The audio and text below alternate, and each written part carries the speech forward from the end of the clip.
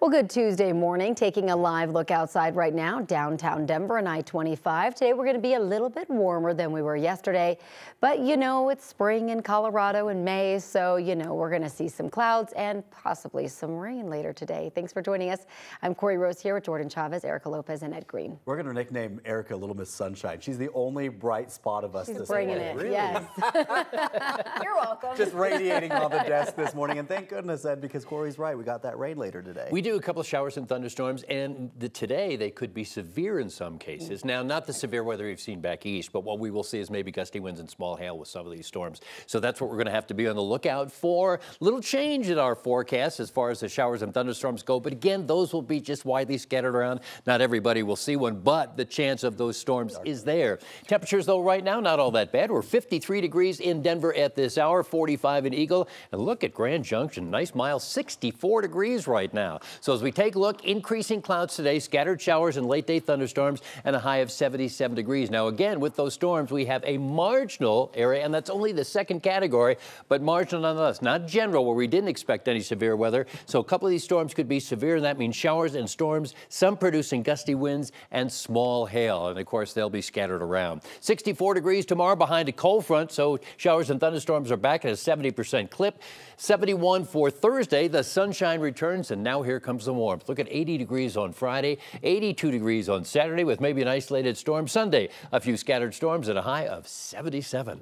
All right, Ed, thank you. Right now, we want to check in on your drive with a live look from our CDOT cameras this hour. Travel for you on 225 and DTC Boulevard, moving along nicely. Same thing goes for 270 and York Street. No issues at I-70 and 270, and right now 76 and Federal. Just a few cars out there this hour. We want to take you over to our map right now. Lots and lots of green this hour. Wouldn't say we're dealing with anything major to slow you down. Travel on either side of 270 very quick. We're looking at 4 minutes on that westbound side. Westbound I-70 travel for you right now looking great as well. Between E470 and 76, we're looking at 11 minutes. No issues on either side of 225.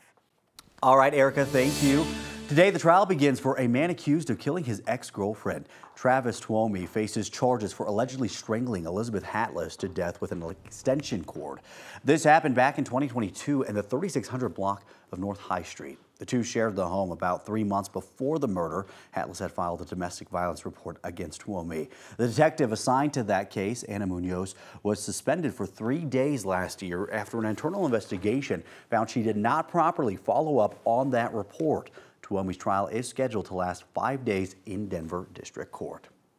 Today, testimony will resume in the trial of a man accused of killing a Glen Haven volunteer firefighter. The shooting happened nearly 2 years ago. John Jaros was shot and killed while driving on I-70 near Tower Road in June of 2022. It was Father's Day weekend, and Jaros' sister told us at the time that he was driving to go camping with his wife and 3 kids in the car. Jeremy Roach is accused of firing shots into their car, killing Jaros. The now 22-year-old faces a number of charges, including murder and attempted murder. Right now, Thornton police need your help figuring out what led to a man's death earlier this month. On May 4th, police found 22-year-old Raven Lewis in the road near 88th and Washington Street.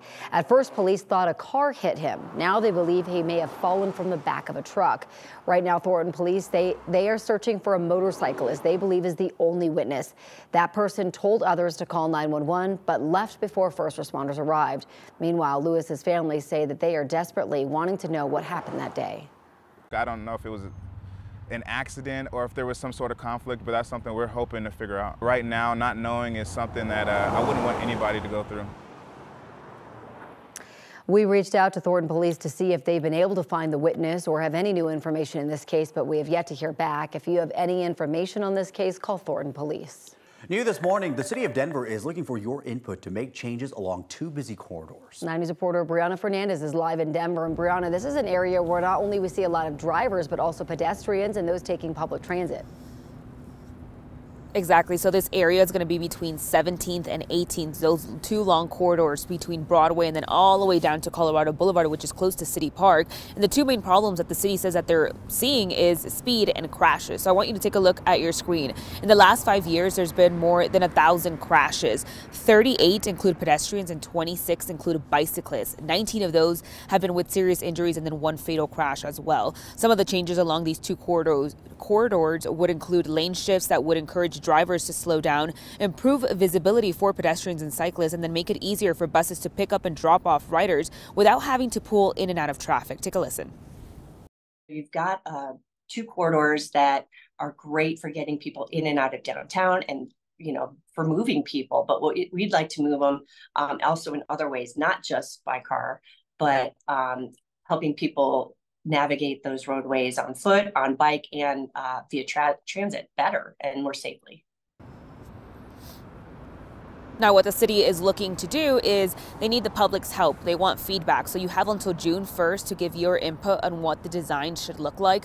Once the design is finalized, then they'll look in for funding, and then that's when construction can start. For now, I'm live in Denver. Brianna Fernandez, 9 News. All right, Brianna, thank you. Miss Colorado USA is joining other title holders and resigning from her position.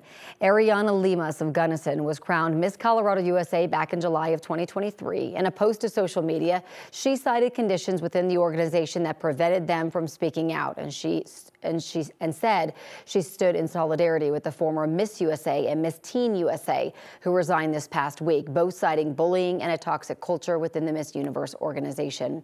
The pageant released a statement saying the well-being of its title holders are its top priority and that it supports their decisions. Major progress has been made in cleanup efforts on the Francis Scott Key Bridge collapse. After weeks of preparation, a controlled explosion broke down parts of the debris left behind by the collapse. Back in March, a container ship crashed into the bridge, causing most of it to collapse into the water. Since then, the ship has been stuck under the wreckage and Baltimore's port has remained closed.